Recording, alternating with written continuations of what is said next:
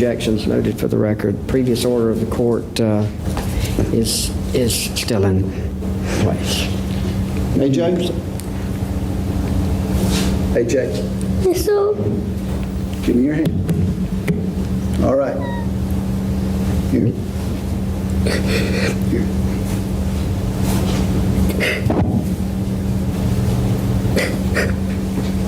AJ, do you see these people sitting over here? Esto.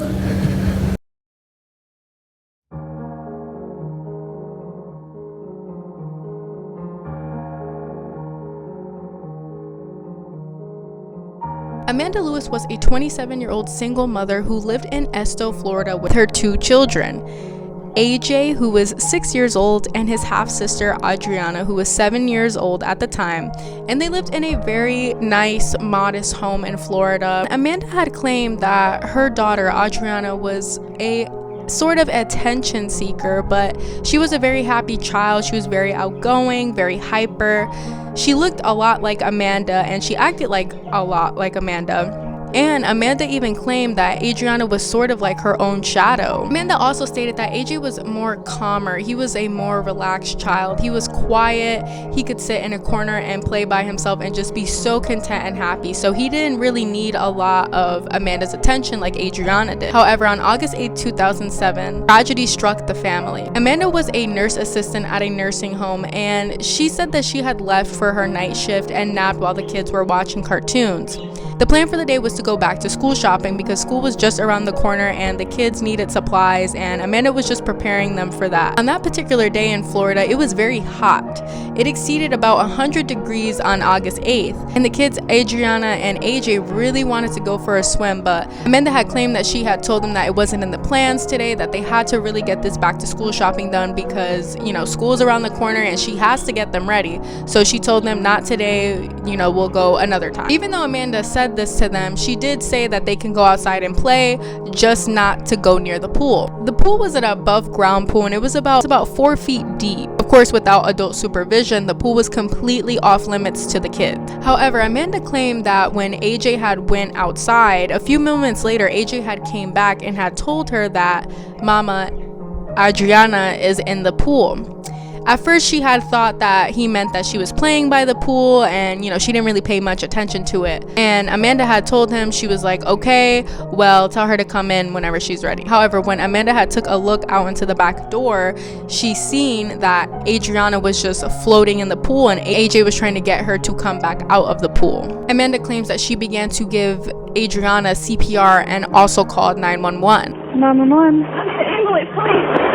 911. I need an ambulance. What's wrong, ma'am? My daughter fell in the pool and she's not breathing.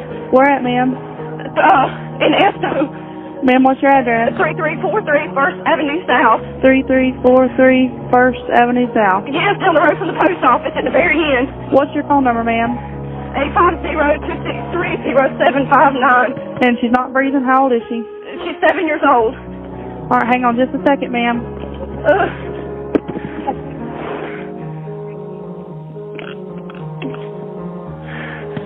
Oh, God. Just a second, ma'am. Her lips are purple. What do I do?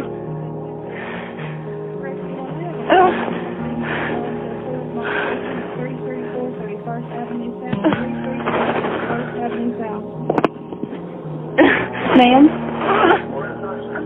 Water's just coming out of her nose. Ma'am? Huh? You said water's coming out of her nose? Yes, I've got her on her side and she's coming out of her nose every time I move her. Okay, hang on just a second. Please hurry. Rescue? Yes, ma'am, I've got them on the way. I'm going to see if they can do something to help you. Hang on just a moment. Rescue 1, they're advising they've got her laid over on her side. Water's coming out of her nose. Is there anything they can do till you get 1012?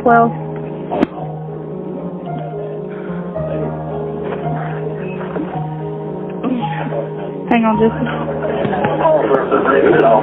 Does she have a pulse, ma'am? No, she's not got nothing. She is purple. She don't. Hang on just a second. Everything's purple. Who's advising she's purple, no pulse, no breathing?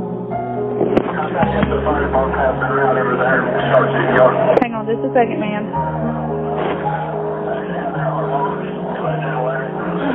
10-4. Okay, ma'am, I've got rescue on the way, and I'm fixing to get you someone else, okay? Okay. I'm going to call you right back in just a few minutes. Ma'am? Huh? We've got them on the way. Thank you. Thank you. Emergency personnel got there. Adrianna was airlifted to the nearest possible hospitals, and doctors spent about over an hour trying to bring Adrianna back to life. They were never able to gain a pulse from her, and unfortunately at about 5:05 p.m. Adrianna was pronounced dead. Initially, Adrianna's death was ruled as accidental. Nobody really thought anything more sinister had happened to Adrianna, and there wasn't really a further initiative to do any further investigating into the death. Adrianna Hutto died of drowning in a swimming pool at her home in Esto, Florida. However, Adrianna's younger brother had a different story to tell. While Adrianna's mother was at the hospital, AJ was in the care of his grandparents. He began to tell them how his mother had drowned Adrianna in the pool, and she used her hand to cover the face and push her underwater. After hearing AJ's version of events, Amanda's mother, Brenda Burns, and stepfather, Charles Burns, took AJ to the police station for further questioning. AJ had told his grandparents that his mother had dunked his sister into the pool for being naughty. AJ was interviewed twice that day on August 8, 2008, by investigators and a child expert, and both times he told this story the same way. There was no changes to his story whatsoever. Adrianna had been dunked by his mother as a punishment for being naughty. Was it her fault? Apparently, AJ had stated that she sprayed the window cleaner in the living room over the TV, and it made Amanda very angry. AJ described the events of Adrianna's death graphically, using actions to show how his mother had dunked and drowned his sister. AJ stated she done some stuff that she ain't supposed to, so my mama got mad, so she throw her in the pool. Obviously, Adrianna had died at the hospital, and over the next 2 days, Amanda was interrogated by police. She denied the allegations, even passed the polygraph test, and the authorities still weren't convinced. And over the next month, investigators and the local prosecutors corroborated multiple elements of AJ's story and decided to investigate even further. An inspection of the children's room led to the discovery of the bedroom being totally drenched in urine. Adrianna had ADHD and had been wetting the bed a lot, and nobody was cleaning it up. Moreover, the room was devoid of toys. A month later, Amanda was charged with murder. During the trial, the court was shown a sketch that AJ had drew of the events on that fateful day. Moreover, an autopsy showed a bruise on Adrianna's face, which developed into a handprint. The doctor who tried to save Adrianna said that Amanda was completely emotionless when she had found out that her daughter had died. Instead of Amanda caring about what just happened, she literally asked the doctor, where is the nearest vending machine? Even Amanda's co-workers came forward at the nursing home and said that she spoke about possibly killing her daughter after an incident where Adrianna had wrote on her mom's card, "loser," with permanent marker on the interior. The jury eventually found Amanda guilty after a 4-day trial, and they ended up sentencing to life in prison without parole, plus 30 years for child abuse. It's also emerged that Amanda had lost her first baby, 16-month-old Alex, when she was just 17 years old, and the cause of death of that was a seizure. Now guys, this case is very controversial just because of the fact that AJ was so young and he testified in a courtroom. A lot of people said that, a child shouldn't be able to testify and he might have been lying, but in my opinion, I don't think that children really lie about this kind of thing. I don't think people can coerce children into saying these things. I mean, especially if he told his grandparents this before he even spoke to the police. I know that AJ had saw something that day and he wanted to speak out about it because he knew it was wrong. He knew what his mother did was wrong, and he knew that that was not supposed to happen. His mother took his sister's life and he felt he needed to speak out.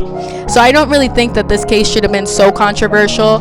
I do understand if the police had spoke to AJ and coerced him into saying some things, but initially the police had thought that this was an accident. So I do genuinely believe AJ's story. I do not think that he would lie about something like this. But anyways, guys, have you guys heard about this case? What are your thoughts? I mean, it's so sad what happened to Adrianna. I feel like she didn't get the help that she needed, as well as it just shows that there's signs of child abuse. There's no toys in the house. There's bedwetting. Nothing's clean. It's unsanitary. So I just feel like, Amanda probably got in a fit of rage and ended up drowning her own daughter. But anyways, guys, please like and subscribe for more true crime cases and leave your thoughts down below. Thank you guys so much for watching.